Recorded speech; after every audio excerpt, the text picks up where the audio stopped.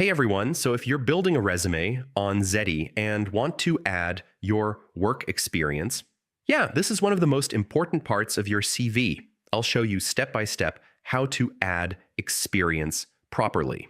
First, log into Zety and open the resume you're working on. This will take you directly into the editor. Now scroll down or find the work experience section.